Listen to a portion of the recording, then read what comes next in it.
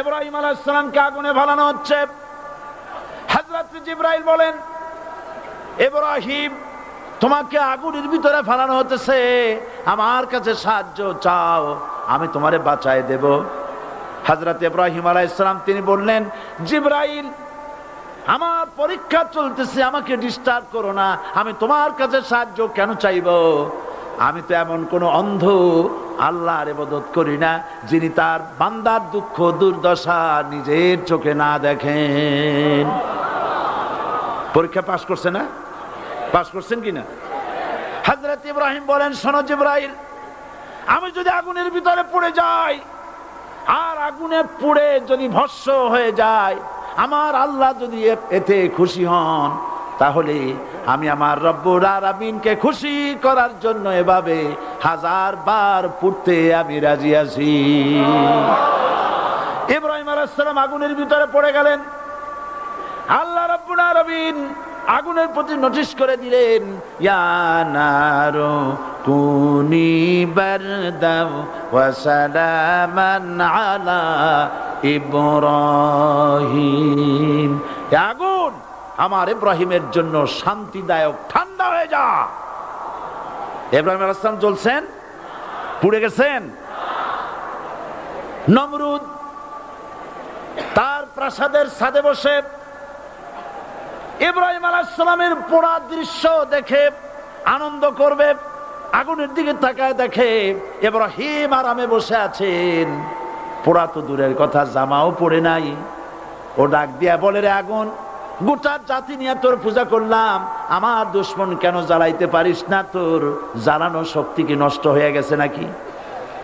আগুনের ভিতর থেকে আওয়াজ বেরিয়ে এলো, নমরুদ, আমার ভিতরে দাহ্য শক্তি, জ্বালানো শক্তি আছে কি নাই যদি প্রমাণ করতে চাও, টেস্ট করতে চাও, তুই নিজে আয়, তোরে সুদ্ধা তাম দুনিয়া জ্বালাই দিতে পারি, ইব্রাহিমের এক গাছা পশম জ্বালাইতে পারি না।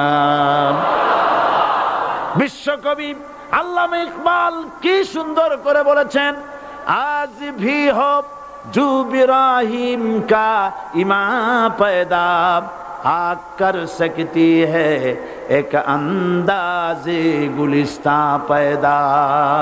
ইব্রাহিমের ঈমান যদি আজও কোথাও হয় বিদ্যমান, করতে পারেন অগ্নিকুণ্ডে খুবসুরত এক গুলিস্তান। এখনো যদি ইব্রাহিমের সন্তানদেরকে আগুনের মধ্যে ফেলে দেওয়া হয়, আর ইব্রাহিম ঈমান যদি থাকে, আগুনকে ফুলের বাগান বানাবার ক্ষমতা আল্লাহর আছে।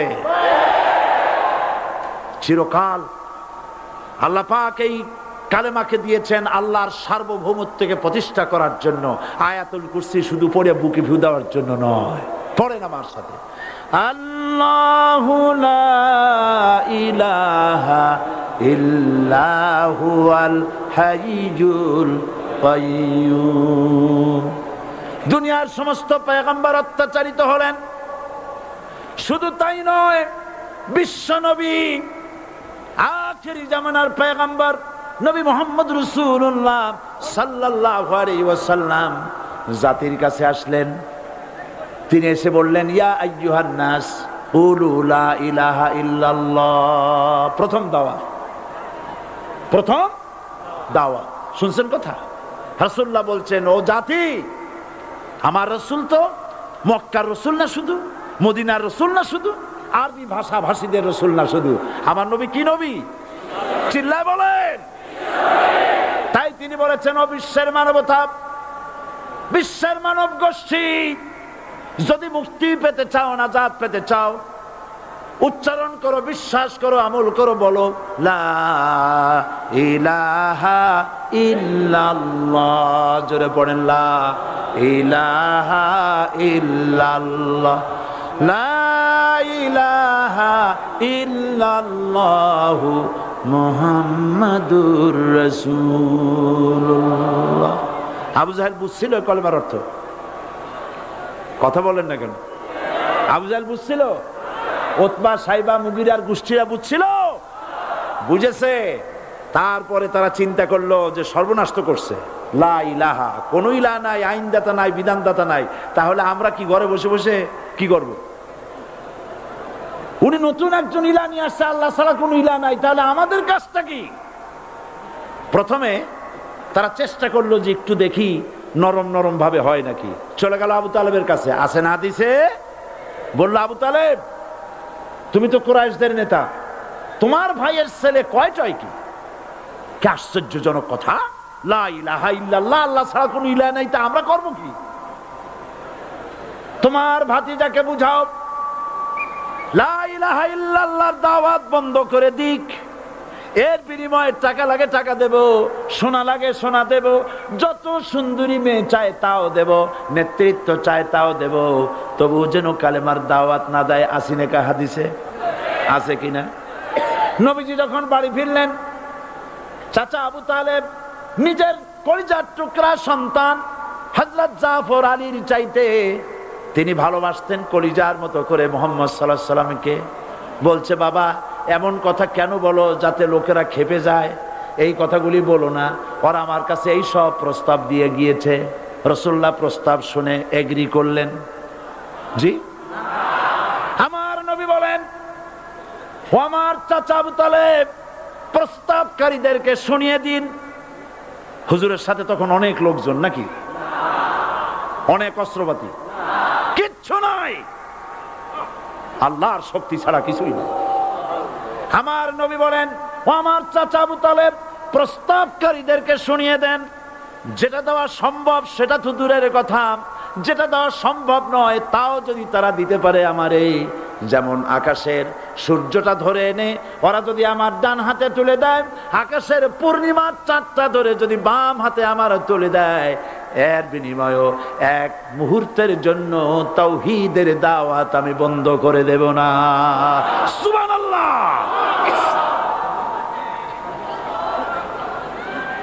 রাসূল করিম সাল্লাল্লাহু আলাইহি ওয়াসাল্লাম তাদের এই প্রস্তাবকে যখন গ্রহণ করলো না, কাফেরেরা বুঝলো, আমি আগেই বলেছি 3 শ্রেণীর লোক বাধা দিয়েছে। কয় শ্রেণী? প্রথম শ্রেণী কি?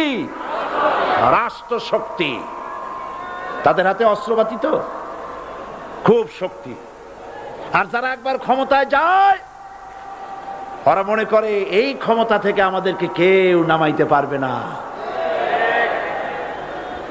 বিংশ শতকের শ্রেষ্ঠ মুজাদ্দিদ আল্লামা সৈয়দ আবুদুল্লাহ মওদুদী রাহমাতুল্লাহ আলাইহি তিনি এক জায়গায় লিখেছেন, স্বৈরাচারীরা তার পতনের সমস্ত ছিদ্র বন্ধ করে, কিন্তু একটা ছিদ্র বন্ধ করতে পারে না, মনের ভুলে সে ছিদ্রটা থেকেই যায়, যেই ছিদ্র দিয়ে আসলে তার পতনটা হবে।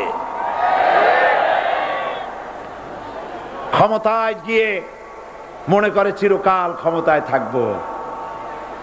ভারতের প্রধানমন্ত্রী পণ্ডিত জওয়াহরলাল নেহেরু রাঁচি পাগলাগারদে গিয়েছেন, মেন্টাল হসপিটাল। পাগলেরা নেহেরুকে দেখে আশ্চর্য হয়ে গেছে, এত সুন্দর মানুষ, মাথায় কিস্তি টুপি, গায়ে শেরওয়ানি, মুসলমানি ড্রেসই আলাদা, যদিও তিনি হিন্দু ছিলেন, পরেছেন মুসলমানি ড্রেস। শেরওয়ানি কাদের পোশাক? কাদের পোশাক? হাতে ছড়ি নিয়ে হাঁটা, স্টাইল করে, সুন্দর পাজামা, সুন্দর টুপি, সুন্দর সাজসজ্জা করে মুসলমানদের ড্রেস। এই ড্রেস পরে তিনি গিয়েছেন, সব সময় যে ড্রেস তিনি পরতেন। পাগলেরা জিজ্ঞেস করছে তুমি কে গো? উনি বলছেন আমারে চেনো নাই, আমি ভারতের প্রধানমন্ত্রী পণ্ডিত জওয়াহরলাল নেহেরু। পাগলেরা বলছে ও সেই কথা, আমরাও যখন এই হসপিটালে আসছিলাম এই তোমার মতো লম্বা লম্বা কথা আমরাও বলছি, থাকো আমাদের সাথে কিছুদিন, তোমার মাথাও ঠান্ডা হয়ে যাবে। ক্ষমতায় যারা থাকে, ক্ষমতার মোহে চতুর্দিকে অন্ধকার দেখে, মনে করে আমার পতন আর হবে না। কিন্তু তোমাকে বুঝিবে যে গোকুলে বাড়ি শেষে, গাড়ির চাকা সব সময় উপরে থাকে না, গাড়ির চাকা সব সময় উপরে থাকলে গাড়ি তো চলবেই না, গাড়ির চাকা ঘোরে বলেই তো গাড়ি চলে। সুতরাং এই উপরে তোমার চাকা উপরে এখন আছে বলে, তোমার দলের চাকা উপরে আছে বলে যারা মানুষের উপরে জুলুম করছো, আলেমদেরকে ধরতেছো, মুসল্লিদেরকে ধরে ধরে জেলে ঢুকাচ্ছ, সময় আসবে এমন ইন্দুরের গর্ত অপমানা পালাবার জন্য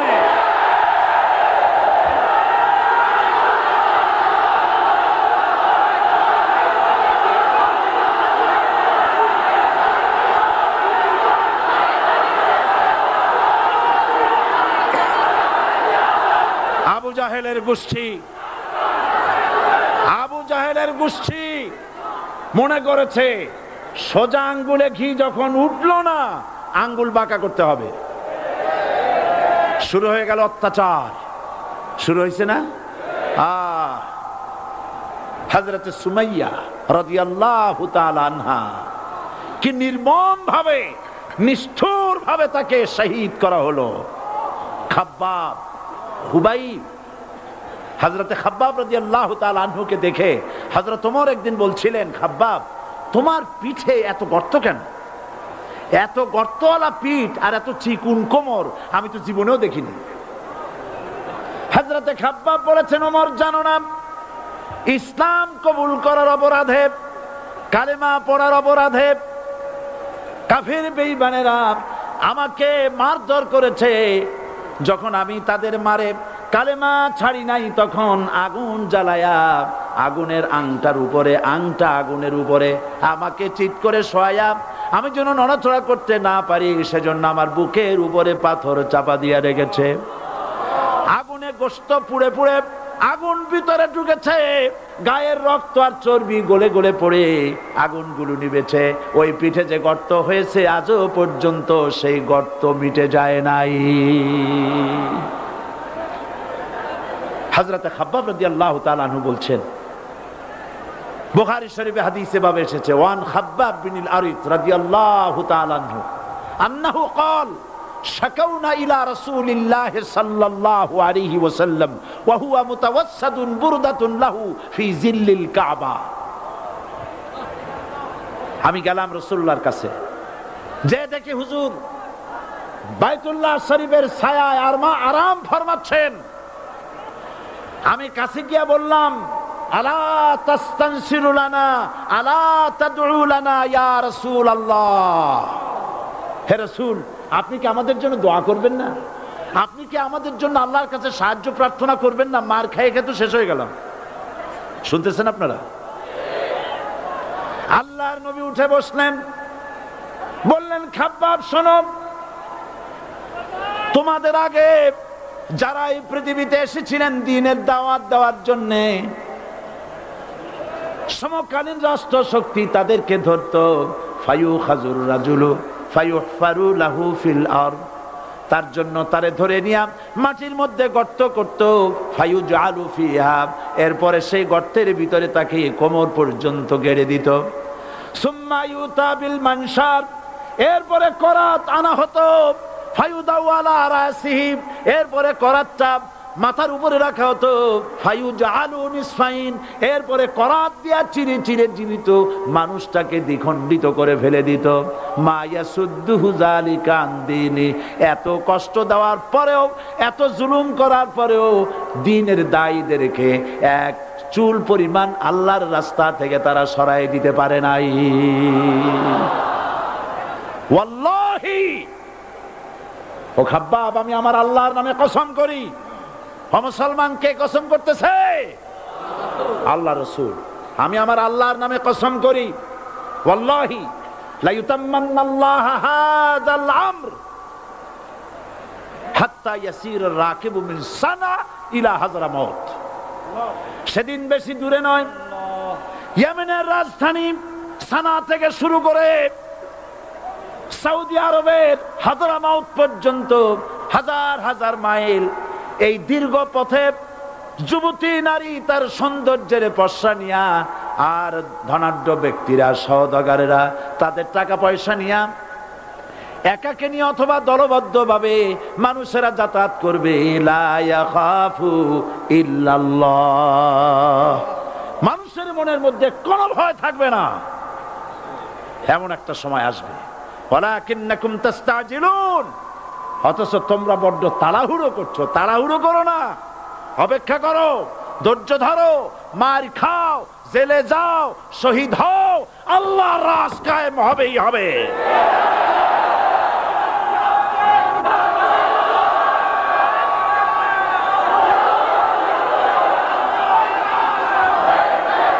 বিল্ডিং থেকে শিক্ষা গ্রহণ করুন, বিল্ডিং, ইমারত, দালান থেকে শিক্ষা গ্রহণ করুন। এই যেটা দালান আছে না পাশে, দেখতে পাচ্ছেন?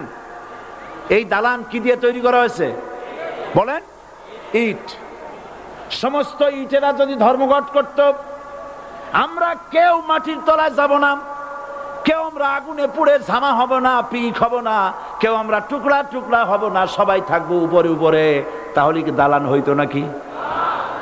এই বিল্ডিং নির্মাণ করতে গিয়া ইটের যে স্যাক্রিফাইস, হাজার হাজার ইটকে পিক হতে হয়েছে, পুড়ে যেতে হয়েছে, খোয়া হতে হয়েছে, ভেঙে টুকরা টুকরা হয়ে 50 ফিট মাটির নিচে যেতে হয়েছে, তারপরে ইমারত গঠন হয়েছে, সুন্দর দালান তৈরি হয়েছে।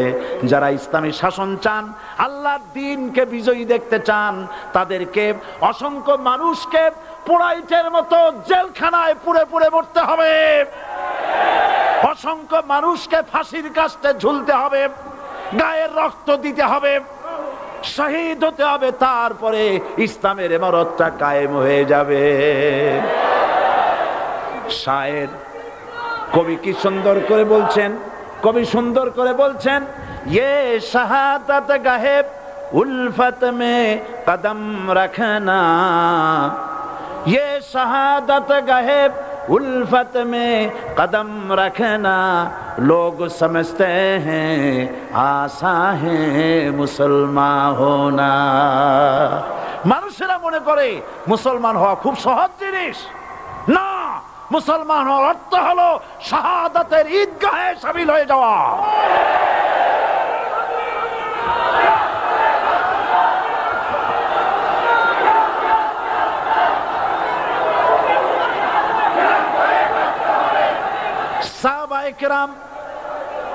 সাহাবায়ে কেরাম মার খেলেন, এবার স্বয়ং আল্লাহর নবীর গায়ে হাত তুলল। আবু জাহেল এসে হুজুরকে মারলেন, গলায় চাদর দিয়া এমন জোরে টান মেরেছে, রাসূলুল্লাহ পড়ে গিয়েছেন। হাদিসে এসেছে হুজুরের চোখ মোবারক ঠিকরে পড়ে যেতেছে, চেহারা মোবারক লাল হয়ে গিয়েছে, জমিনের উপরে আছাড় মেরে ফেলেছে। রাসূলের এই অবস্থা দেখে হযরতে হামজা তখনও কাফের ছিলেন, শিকার থেকে এসে তিনি এই দৃশ্য দেখলেন, দাসীর মুখে শুনলেন, ছুটে চলে গেলেন আবু জাহেলের বাড়িতে।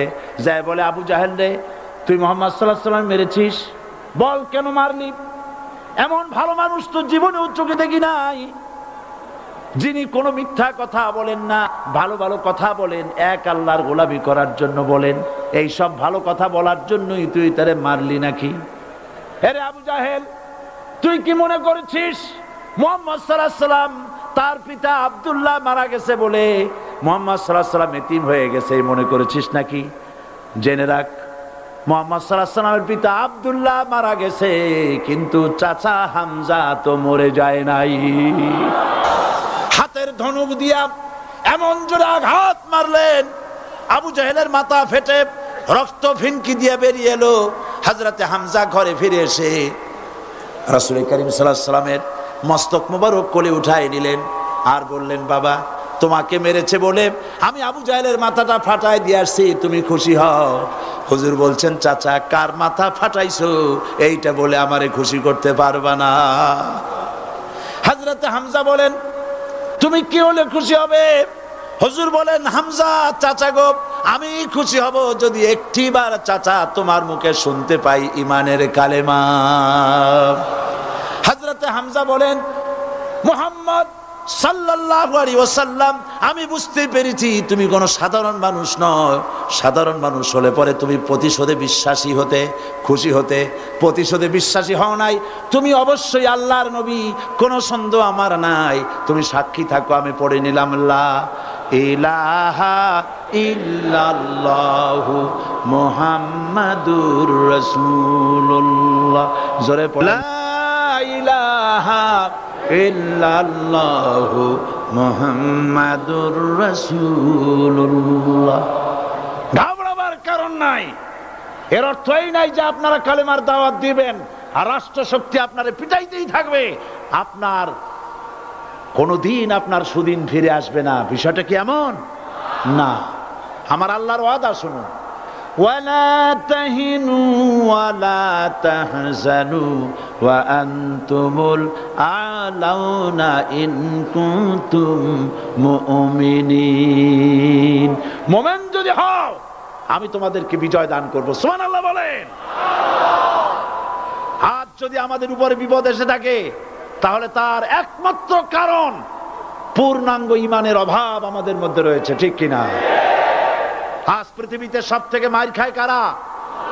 চিল্লায় বলো। আলজেরিয়ায় কারা? বসনিয়ায় কারা?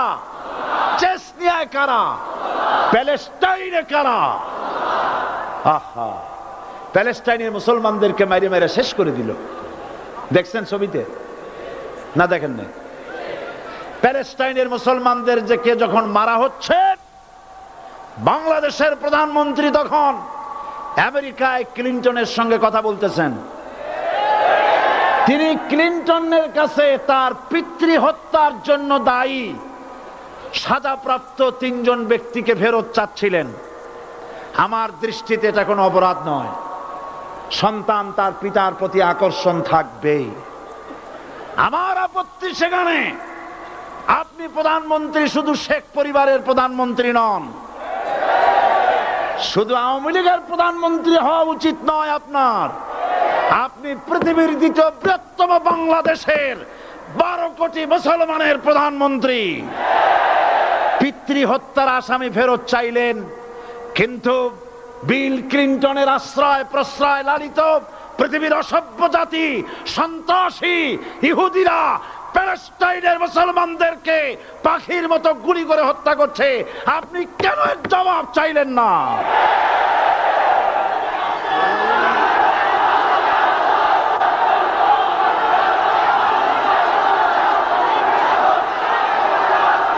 জবাব জবাব আপনি চাইতে পারবেন না, কারণ মুনাফিকদের সাহস হয় না, সাহস হয় মুমিন ব্যক্তির। বিল ক্লিনটনকে বলা দরকার ছিল, এই ইসরায়েলকে তোমরাই বসিয়েছো, মধ্যপ্রাচ্যের বিষ ফোড়ায় পরিণত করেছো তোমরা। তবে হ্যাঁ, যুরিবাত আলাইহিমুয যিল্লাতু ওয়াল মাসকানা ওয়া বাউ বিগাদাবিন মিনাল্লাহ। আল্লাহর গজব আসবে, ইহুদিরা পৃথিবী থেকে নিশ্চিহ্ন হবেই হবে ইনশাআল্লাহ। দেখেছেন তাকায়া প্যালেস্টাইনে ইসরায়েলিরা হেলিকপ্টার, গানশিপ, কামান, বোমা নিক্ষেপ করছে, আর প্যালেস্টাইনের শিশু কিশোর যুবকেরা ইহুদিদের নিক্ষিপ্ত বোমা আর কামানের মোকাবেলা করতেছে পাথর দিয়ে। আমি আমার অন্তরের অন্তঃস্থল থেকে ধন্যবাদ জানাই, মোবারকবাদ জানাই খালিদ বিন ওলীদের উত্তরসূরি, খাব্বাব খোবাইবের উত্তরসূরি প্যালেস্টাইনের ওই সব যুবকদেরকে যারা কাফের বেঈমান ইহুদিদের মোকাবেলা করতেছে ইট আর পাথর দিয়ে। আর আমি আমার অন্তরের অন্তঃস্থলের সমস্ত ঘৃণা দিয়ে আমি ধিক্কার জানাই পৃথিবীর মুসলিম শাসকদেরকে, যারা মুসলমানদের মার দেখে চুপ করে যারা বসে আছে।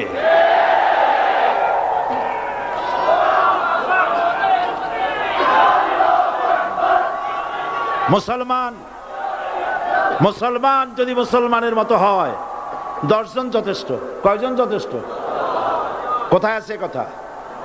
আল্লাহ পাক কোরআন শরীফের মধ্যে বলেছেন, একজন যদি হও ইমানদার মুত্তাকি 10 জনের উপরে বিজয়ী হবে। 10 জন যদি হও 100-এর উপরে বিজয়ী হবে। 100 যদি হও 1000-এর উপরে বিজয়ী করব। জোরে বলেন সুবহানাল্লাহ। কবি বলতেছেন, ফিজায়ে বদরে পয়দা কুন ফেরেশতে তেরি নুসরত কো উতার সকতে গর্দু সে কতর অন্দর কতর আবি।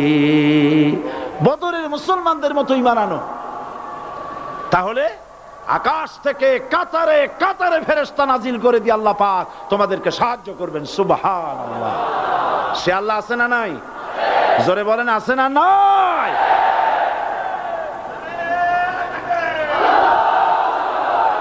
সেই আল্লাহ রাব্বুল আলামিন কোরআনে কারীমের ভিতরে আয়াতুল কুরসির মধ্যে বলে দিয়েছেন আল্লাহু লা ইলাহা ইল্লাহুল হাইয়ুল কাইয়্যুম। প্রাণ খুলে সবাই পড়েন, বসা মানুষ দাঁড়ানো মানুষ। আল্লাহু লা ইলাহা ইল্লাহুল হাইয়ুল কাইয়্যুম। আল্লাহ রাব্বুল আলামিন, তিনি ছাড়া কোনো ইলাহ নাই, তিনি সার্বভৌমত্বের মালিক, কেউ নাই আল্লাহ ছাড়া। এই কথা মানুষকে ঘোষণা করতে হবে। বাধা, এই কথা বললেই বাধা দেবে কয় শ্রেণীর লোক? 3 শ্রেণী। প্রথম শ্রেণী হচ্ছে কে? রাষ্ট্রশক্তি। আজও তারা বাধা দিচ্ছে। আল্লাহর আইন দিয়ে দেশ চালাও, তারা তাদের মন মর্জি মোতাবেক আইন দিয়ে দেশ চালাবে। আল্লাহ পাক বলছেন আলা আলাহুল খালকু ওয়াল আমরু, সৃষ্টি যার, আইন চলবে তার। কারো বাবার আইন চলতে পারে না, নিজেদের তৈরি করা আইন চলবে না। ইনিল হুকমু ইল্লা লিল্লাহ, একমাত্র আইন চলবে কার? এই আইন রাসূল করিম সাল্লাল্লাহু আলাইহি ওয়াসাল্লাম মদিনায় কোরআন দিয়ে প্রতিষ্ঠিত করেছিলেন। আল্লাহর বিধান, আল্লাহর সার্বভৌমত্ব কায়েম করেছিলেন। কোরআন সংবিধান হলো, চুরি বন্ধ হলো, ডাকাতি বন্ধ হলো, জেনা বন্ধ হলো, হত্যা বন্ধ হলো, ধর্ষণ বন্ধ হলো, সব কিছু বন্ধ হয়ে গিয়ে মুসলমানেরা শান্তি লাভ করলো, পৃথিবীর মানুষ শান্তি লাভ করলো। সুবহানাল্লাহি ওয়া বিহামদিহি। আজ মুসলমানেরা শত্রু চেনে না, বন্ধু চেনে না।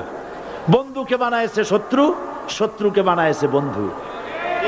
কে বন্ধু কে শত্রু চিনাই দিবেন কে? আল্লাহ। বলেন কে দিবেন? আল্লাহ রাব্বুল আলামিন কোরআনে কারীমের মধ্যে পরিষ্কার করে বলেছেন লাতাজিদান্না শাদ্দান নাসি আদাওয়াতান লিল্লাযীনা আমানুল ইয়াহুদা ওয়াল্লাযীনা আশরাকু।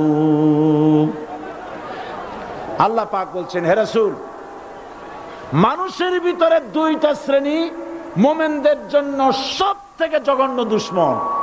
কয়টা শ্রেণী? 2টা। একটা হলো ইহুদ, আর একটা হলো মুশরিক। একটা হলো ইহুদি, আর একটা হলো মুশরিক। এটা হলো তোমাদের দুশমন। আর আজ আমাদের দেশে, পৃথিবীর বিভিন্ন দেশে মুসলমানেরা মুশরিকদের সঙ্গে সম্প্রীতি বাড়াচ্ছে, মুসলমানদের সাথে শত্রুতা বাড়াচ্ছে। আজ আমার দেশে পূজা পার্বণে বাধা নাই। পূজা পার্বণে বাধা আছে? পূজা পার্বণে বাধা নাই। বাধা কোথায়? কোরআন শরীফের তাফসীর মাহফিলে। কোরআনের তাফসীরের মাহফিলে বাধা দেওয়া হচ্ছে। গান বাজনায় 144 ধারা নাই, কিন্তু কোরআন শরীফের মাহফিলে 144 ধারা দেওয়া হচ্ছে। যারা দিচ্ছে তারা আবার ওমরাও করে, হজও করে। ওরা আমাদের বলে আমরা নাকি ধর্মের নামে রাজনীতি করি, বলে না? আমরা নাকি ধর্মের নামে রাজনীতি করি। আমি বলি ধর্মের নামে আমরা রাজনীতি করি না, আমরা ধর্মীয় রাজনীতি করি। কথাটা বুঝে আসছে কিনা? ধর্মের নামে রাজনীতি তো সেই ব্যক্তি করে 1996 সনের নির্বাচনের আগে যিনি মাথায় পট্টি বেঁধেছিলেন, যিনি শপথ গ্রহণের সময় হাতে তসবিহ পড়েছিলেন। ধর্মের নামে রাজনীতি তিনি করেছেন। আজ আজ অনেকগুলি ডিগ্রি পেয়েছেন তিনি, অনেকগুলি ডিগ্রি পেয়েছেন। কয়টা? মুখস্থ হয়ে গেছে আপনাদের। শকুনেরা, শকুন যদি গরুর গোশত কিনে খাওয়া লাগতো, 80 টাকা কেজি দরে শকুনে এত গোশত কিনা খাইতে পারতো না। লেখাপড়া করে যদি ডিগ্রি নেওয়া লাগতো, এত ডিগ্রি কপালে জুটতো না। পয়সা দিয়া ম্যানেজ করা ডিগ্রি, কিন্তু 9টা নিলে কি হবে? আসল ডিগ্রিটা এখনো বাকি আছে। আসল ডিগ্রি কোনটা? নির্বাচনের আগে পট্টি বেঁধে তসবিহ নিয়ে গোটা জাতিকে যে সফলভাবে প্রতারণা করতে আপনি পেরেছিলেন, মহাপ্রতারক হিসেবে সেই ডিগ্রি আগামী নির্বাচনের মোক্ষম সময় জনগণ আপনার গলায় পরায় দেবে।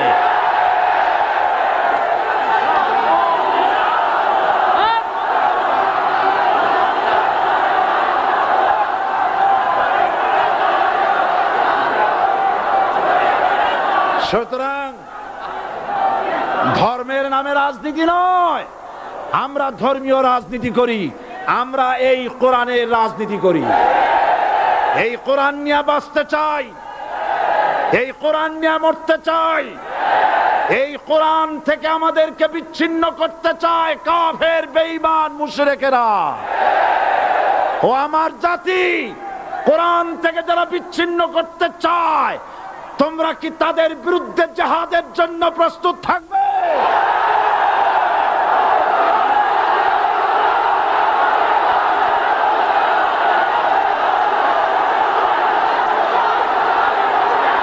বসেন, বসেন, বসেন, বসেন,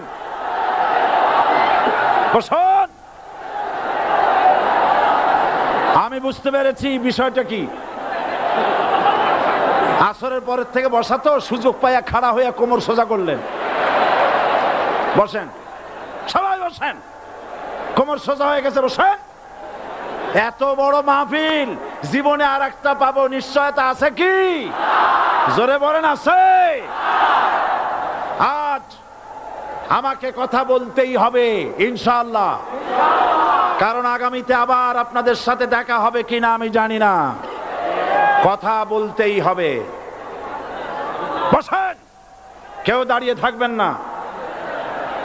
আমি দেখতে পাচ্ছি বাংলাদেশের ভাগ্য আকাশে উত্তর গগনে কালো মেঘ জমা হয়েছে, ঝড়ের পূর্বাভাস লক্ষ্য করছি। যদি মোকাবেলা করতে না পারেন সক্ষম ভাবে, এমন অন্ধকার গাঢ় কালো অমাবস্যার রাত আসতে পারে যার সুবে সাদেক হওয়া অসম্ভব। সুতরাং আপনারা কি কাপুরুষের মতো কাফের মুশরিকদের গোলামি করে মরতে চান? বিড়ালের মতো 500 বছর বেঁচে থাকার কোনো লাভ নাই। সিংহের মতো 1 ঘন্টা বাঁচতে চাই। আমাদেরকে বলা হয় সাম্প্রদায়িক উস্কানিমূলক কথা নাকি আমি বলি। পত্রপত্রিকা দিছে না তারা? সাম্প্রদায়িক উস্কানি কথা, সাম্প্রদায়িক উস্কানিমূলক কথা বলি, সেই জন্যই বোধহয় শত শত মুসলিম আমাদের কাছে এসে মুসলমান হয়। মানুষে আর বোকা বানানো যাবে না। যাবে কি? আর বোকা বানানো যাবে? তারপর বলছে কি, এরপরে বলছে আমাকে বলছে রাজাকার। শুনে রাখো চট্টগ্রামের লক্ষ লক্ষ জনতা, পার্লামেন্টে যখন আমাকে এই কথা বলা হয়েছিল, আমার পার্লামেন্টের কলিগ জাফরুল্লাহ চৌধুরী সাহেব বসে আছেন এখানে, হ্যাঁ, জাফরুল ইসলাম চৌধুরী বসে আছেন পাশে, প্রধানমন্ত্রী সুদ্ধা, অন্তত 3 শতাধিক পার্লামেন্টের সম্মানিত সদস্যরা সেদিন বসা। 1997 সনের বাজেট বক্তৃতা যখন আমি করতেছিলাম, ডক্টর কুদরতে খোদা, নাম রাখছে কুদরতে খোদা, আসলে গজবে খোদা। এই লোকটি নাস্তিক, ইসলামের চূড়ান্ত দুশমন। তার প্রণীত শিক্ষা ব্যবস্থার যখন সমালোচনা করছিলাম, ট্রেজারি বেঞ্চ থেকে আমাকে বলা হলো রাজাকার। আমি আমার সমস্ত শক্তি একত্রিত করে বলেছিলাম শুধুমাত্র হিন্দুস্তানের রাজাকারেরাই আমাকে রাজাকার বলতে পারে। আমি বলেছিলাম 1973 সন পর্যন্ত আমি বাংলাদেশের কোন রাজনৈতিক দলের নেতা এবং কর্মী ছিলাম না। আমি রাজাকার নই। আমাকে রাজাকার বলে যদি তাকেও প্রমাণ করতে না পারে 10 কোটি টাকার মানহানি মামলা দায়ের করব। আমার এই বক্তব্য সারা দুনিয়া শুনেছে। পার্লামেন্টে আমার এই বক্তব্য রেকর্ড হয়ে আছে।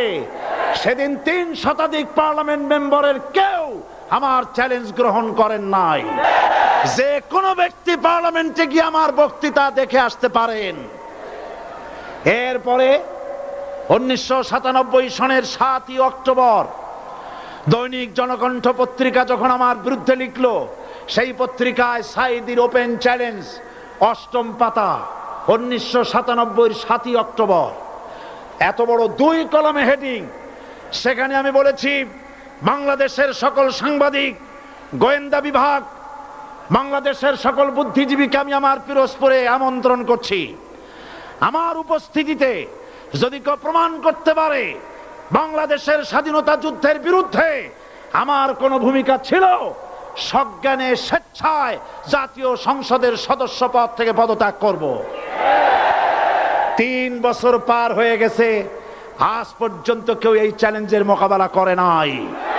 সুতরাং আমাকে যারা রাজাকার বলবে, তারা পিতৃ পরিচয়হীন অবৈধ সন্তান। 1971 সনের, শোনো মুসলমানেরা, 1971 সনের কোন কাদা সাইদির গায়ে লাগে নাই। আমাকে রাজাকার বলে জনগণ থেকে বিচ্ছিন্ন করবা, জনগণ থেকে আমারে বিচ্ছিন্ন করা যাবে না। কারণ এই জনগণ আমার জন্য আসে না, এই জনগণ আসে আল্লাহর কোরআনের জন্য।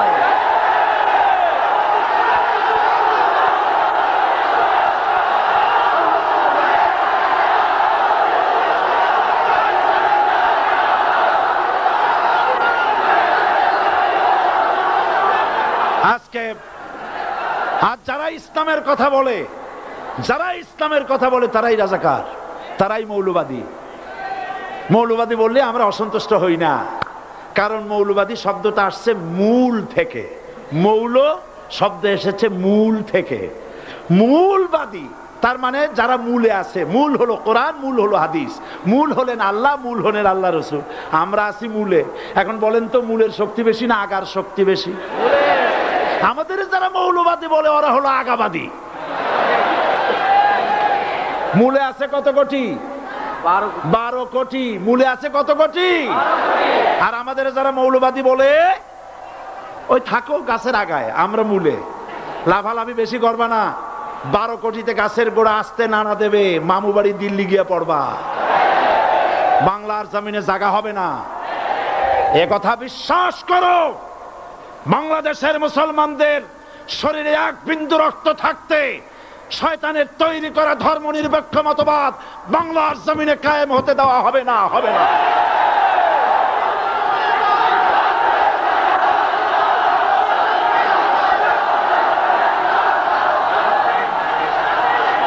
রাসূল করিম সাল্লাল্লাহু আলাইহি ওয়াসাল্লাম কোরআন প্রতিষ্ঠার জন্য আন্দোলন করেছিলেন। আয়াতুল কুরসি আমাদের সে কথাই শিখেছে। আল্লাহ রাব্বুল আলামিন বলেন, আল্লাহু লা ইলাহা ইল্লা হুয়াল হাইয়ুল কাইয়্যুম। প্রাণ খুলে পড়েন, আল্লাহু লা ইলাহা ইল্লা হুয়াল হাইয়ুল কাইয়্যুম। আল্লাহ হচ্ছেন তিনি, যিনি ছাড়া কোনো ইলাহ নাই, আইনদাতা নাই, বিধানদাতা নাই। আমরা মানুষের তৈরি করা আইন মানি না। 12 কোটি মুসলমানের দেশে আইন তৈরি করবে মানুষ, আমরা মানব না। পার্লামেন্টে তৈরি হতে হবে কোরআন দিয়ে, পার্লামেন্টে আইন তৈরি হতে হবে কোরআন দিয়ে। সুতরাং ভয় যতই পান আর যতই ষড়যন্ত্র করেন, 4 দল যখন একত্রিত হয়েছে, ঐক্যবদ্ধ থাকবে, সরকার ঐক্যবদ্ধভাবে গঠন হবে, নির্বাচন ঐক্যবদ্ধভাবে হবে এবং কোরআন হবে, আল কোরআনের পার্লামেন্ট হবে বাংলাদেশে।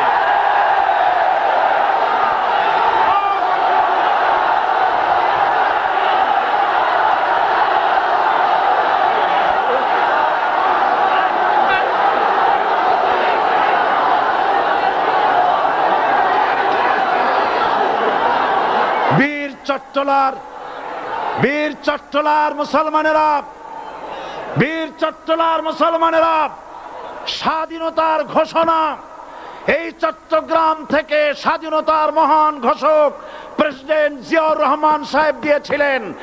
এই চট্টগ্রাম থেকেই ইসলামী রাষ্ট্রের ঘোষণা হবে।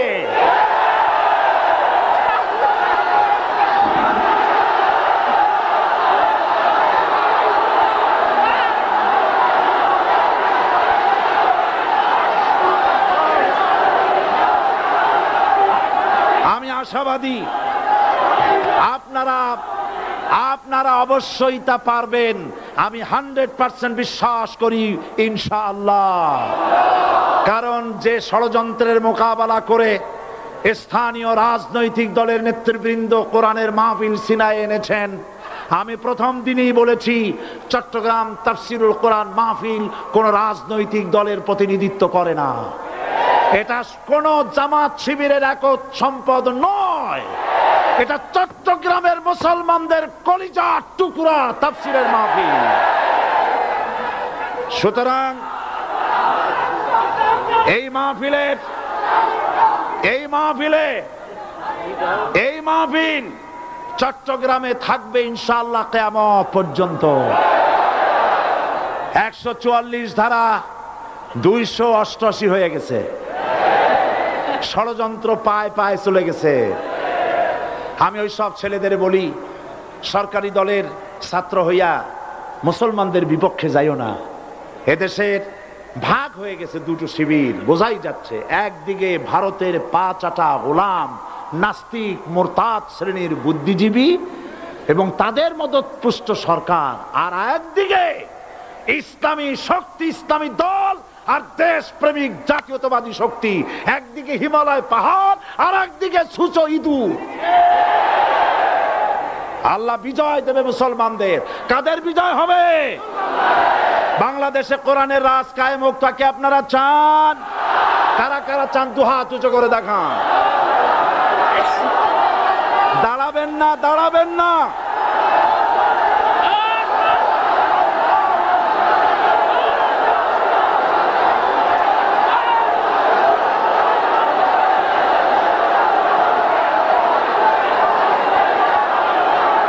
বসুন, বসুন, আবার বসেন, বসুন। জোরে সরে জিকির করেন লা ইলাহা ইল্লাল্লাহ, আরো জোরে লা ইলাহা ইল্লাল্লাহ, লা ইলাহা ইল্লাল্লাহ,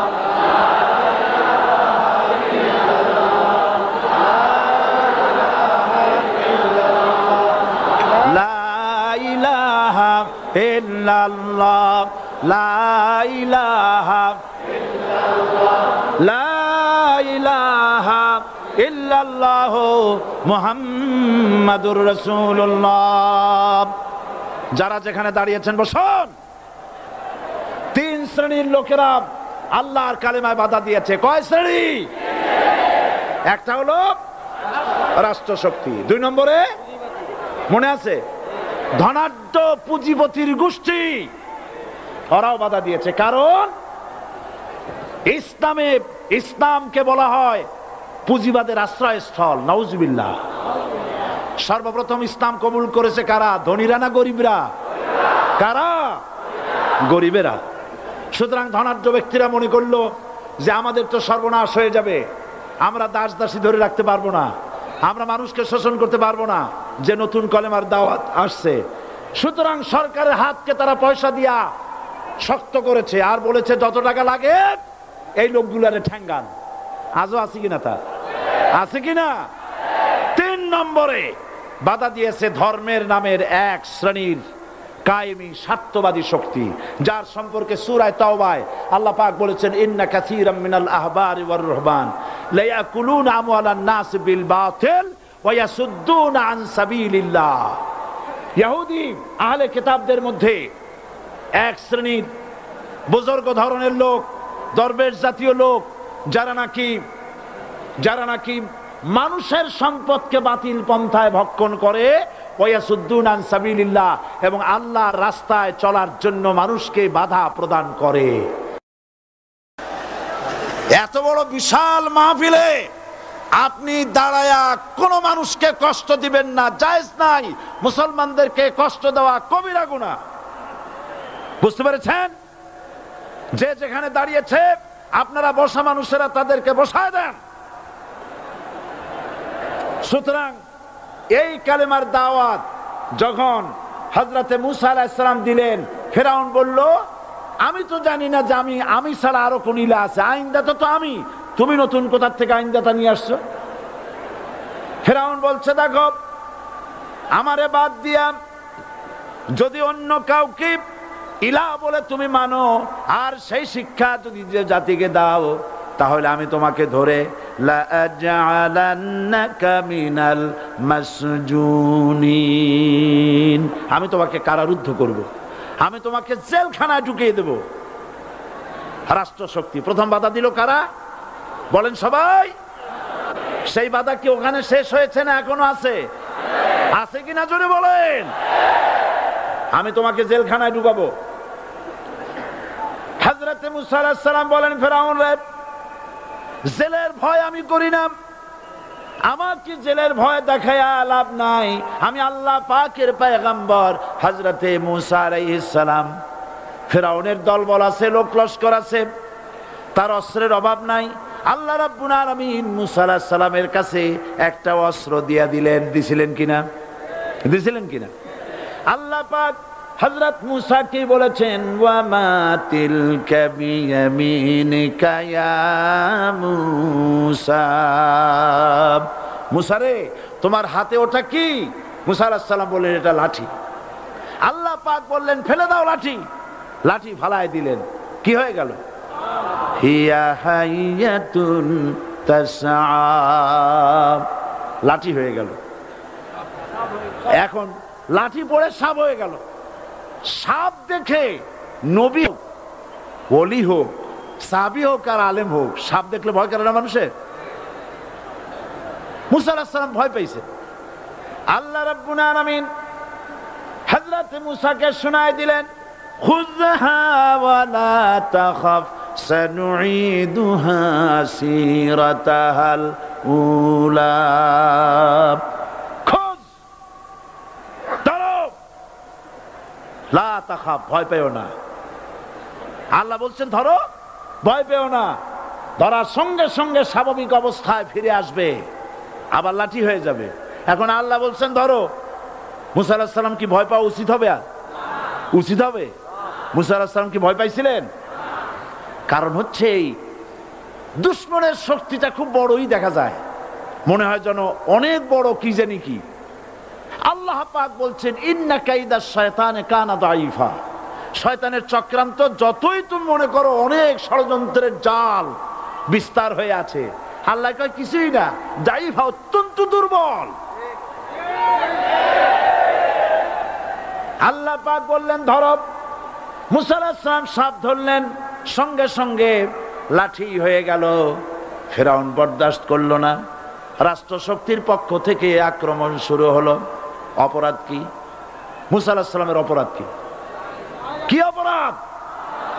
মাশাআল্লাহ, বুঝতে পেরেছেন। অপরাধ হচ্ছে তিনি বলেছেন লা ইলাহা, জোরে বলেন লা ইলাহা ইল্লাল্লাহ। এই কালেমাকে আজ আমরা ভিক্ষার বুলি বানাইছি। এটা হলো সার্বভৌমত্বের বুলি, এটা হচ্ছে আল্লাহ পাকের সার্বভৌমত্বের কথা। আজ আমরা মানুষের কাছে আমরা শুনি, মানুষেরা ভিক্ষা চায়, লা ইলাহা ইল্লাল্লাহ, এক মুঠ চাউল দেন, লা ইলাহা ইল্লাল্লাহ 10 খান পাই দেন। এই হচ্ছে কালেমার জিকির। আবার কেউ কেউ জিকির করতেছে লা ইলাহা আস্তে, ইল্লাল্লাহ জোরে, এমন জোরে কলব সাফ করে, কলব তাতে থাকলেও পারে গেলেও পারে। এই কালেমার জার, এর আঘাত পয়গম্বররা মেরেছেন। হযরতে মুসা আলাইহিস সালাম যখন বলেছেন লা ইলাহা ইল্লাল্লাহ, এই ধাক্কা ফেরাউন বরদাস্ত করতে পারে নাই। দরিয়ায় নীলের ভিতরে আল্লাহ পাক ডুবাইয়ে শেষ করে দিয়েছেন, দেন নাই? হযরতে মুসা আলাইহিস সালাম, তার উম্মতেরা দরিয়ার পাশে বসে দ্বীনি কথাবার্তা বলতেছেন।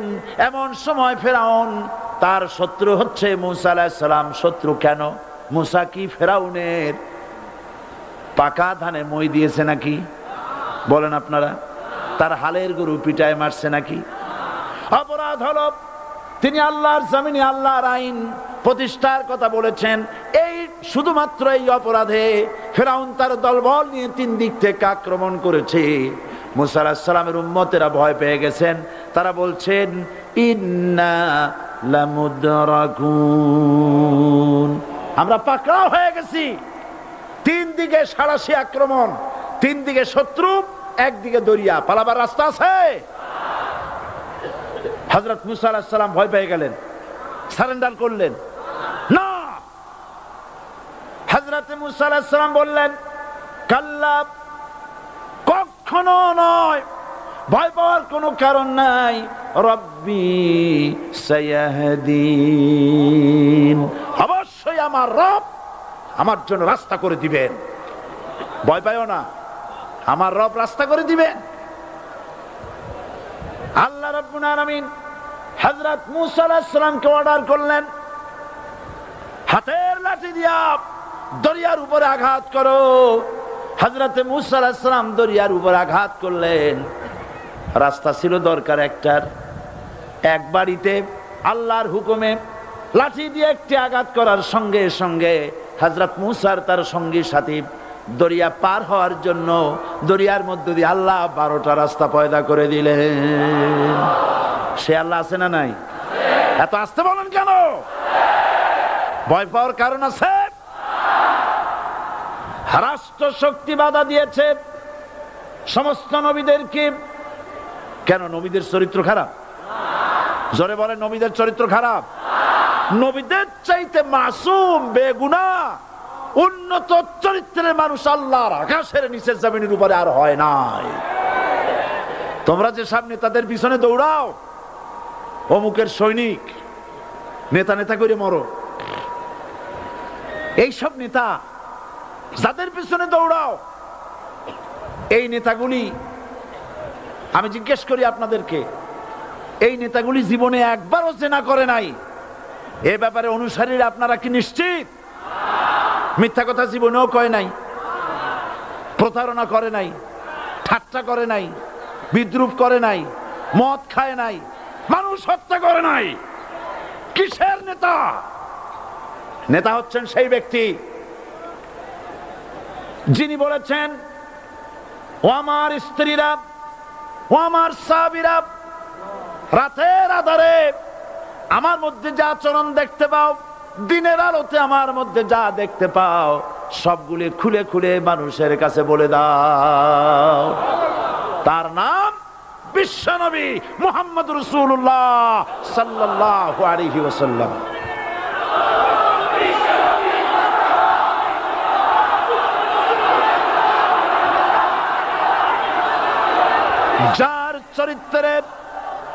যার চরিত্রের সার্টিফিকেট আল্লাহ রাব্বুল আলামিন নিজে দিচ্ছেন, ওয়া ইন্নাকা লাআলা খুলুকিন আযীম। নবী হে, উন্নত চরিত্রের উপরে আপনি প্রতিষ্ঠিত। সুবহানাল্লাহ। কে সার্টিফিকেট দিচ্ছেন? আযীম, আযীম। আরবিতে চওড়াকে বলা হয় আরিদ, গভীরতাকে বলা হয় আমিক। কত প্রশস্ত, যা মাপার কোনো ফিতা নাই, কত গভীর, যা মাপার কোনো যন্ত্র নাই, এইটাকে আরবিতে বলা হয় আজিম। সুবহানাল্লাহ বলতে ইচ্ছে করে না? ও নবী, তোমার চরিত্র এমন যা মাপার মতো যন্ত্র পৃথিবীতে নাই। এই সার্টিফিকেট দিলেন কে? সমস্ত নবীরাই চরিত্রবান, নবীরা মাসুম, বেগুনাহ। সুবহানাল্লাহ বিহামদিহি। সেই নবীরা মার খান নাই? খেয়েছেন কিনা বলেন? কারা মেরেছে? রাষ্ট্র শক্তি। কারা মেরেছে? কারণ নবীরা বলেছেন, লা ইলাহা ইল্লাল্লাহ। পড়েন সবাই, লা ইলাহা ইল্লাল্লাহ। আপনিও যদি নবীদের মতো, সাহাবীদের মতো বুঝা এই কলেমার দাওয়াত দেন, বাধা আসবেই। বোঝাবুঝির ব্যাপার, বুঝতেই সারলো। কত মাহফিল হয় বাংলাদেশে, হয় না? কোনো বাধা নাই, ঠিক কিনা? কত পূজা হয়, পার্বণ হয়, গান হয়, থিয়েটার হয়, গুনাহগার বিবির গান হয়, কত কিছু হয়। কোনো বাধা আছে? তাফসীরের মাহফিলে বাধা। কারণ ওরা বুঝতে পেরেছে এ তাফসীরের মাহফিলে গাজীর গীত হয় না, এ তাফসীরের মাহফিলে আল্লাহর সার্বভৌমত্ব কায়েমের আন্দোলন চলে।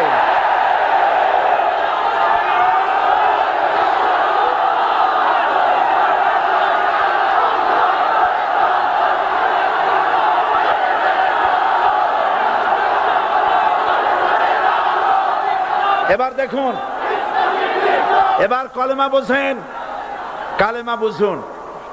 বঙ্গভবনের সামনে দাঁড়ায়া, গণভবনের সামনে দাঁড়িয়ে আপনি যদি কালেমার জিকির করতে থাকেন, লা ইলাহা ইল্লাল্লাহ, লা ইলাহা ইল্লাল্লাহ, লা ইলাহা ইল্লাল্লাহ, লা ইলাহা ইল্লাল্লাহ, 2-1 ঘন্টা, 2-4 ঘন্টা দেখবেন অফিসাররা এসে বলবে, না জানি কোন খাজা বাবা আসছে, আসেন আসেন, নিয়ে খাইতে দেবে, হাদিয়া দেবে।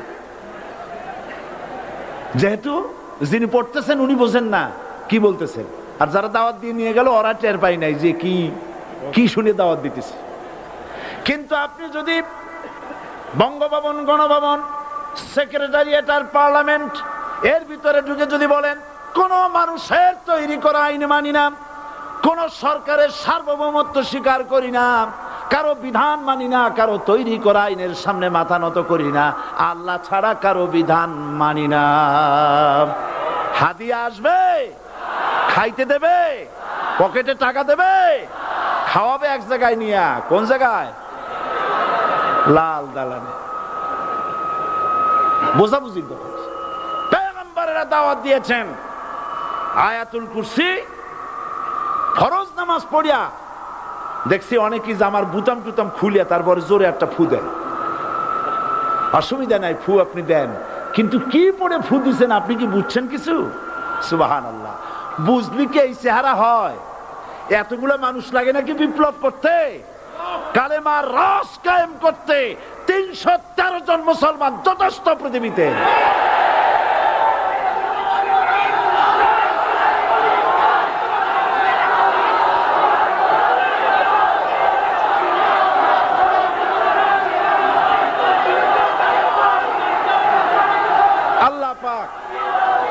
কোরআনে কারীমের মধ্যে আল্লাহ পাক বলেছেন, এমন একজন নবী পাঠাই নাই, ইয়া হাসরাতান আলাল ইবাদ, বান্দার উপরে আফসোস।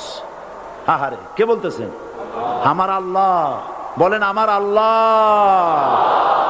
তিনি আফসোস করছেন। আফসোস, একজন পয়গম্বর এমন পাঠাইলাম না, একজন রাসূল পাঠাইলাম না যার সাথে এরা ঠাট্টা করে নাই, বিদ্রুপ করে নাই, পাগল বলে নাই, মারে নাই।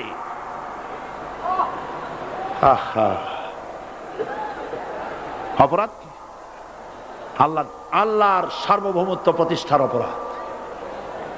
হযরত ইব্রাহিম আলাইহিস সালাম তিনি যখন এই কালেমার দাওয়াত দিয়েছেন নমরুদের বিরুদ্ধে, নমরুদ বলেছে, মান আসাদ্দু মিন্না কুওয়া, আমার চাইতে শক্তিশালী আর কে আছে? আনা রব্বুকুমুল আলা, আমি তোমাদের বড় প্রভু। নাউজুবিল্লাহ। কই থেকে একটা তুমি বলছো লা ইলাহা ইল্লাল্লাহ, আমি তো ইলাহ। হযরত ইব্রাহিম আলাইহিস সালাম কি কালেমার দাওয়াত পেশ করার অপরাধে অগ্নিকুণ্ডের ভিতরে ফালাবার ব্যবস্থা হয়ে গেছে। আল্লাহ পাক সব ঘটনা কোরআনে বলে দিয়েছেন কিনা বলেন? কেন বললেন এই সমস্ত কথা? এই জন্য বলেছেন, ফেরাউন মরে যাবে, নমরুদ মরে যাবে, কিন্তু তাদের প্রেতাত্মারা যুগে যুগে তারা বেঁচে থাকবে। আগুনের ভিতরে ফালাবার ব্যবস্থা হয়েছে। আল্লাহ পাক বলে দিয়েছেন, আমার রাস্তায় যদি চেষ্টা করো, জিহাদ করো, আমার সাহায্য তোমরা পাবে। ওয়া কানা হাক্কান আলাইনা নাসরুল মুমিনিন, মুমিনদেরকে সাহায্য করা।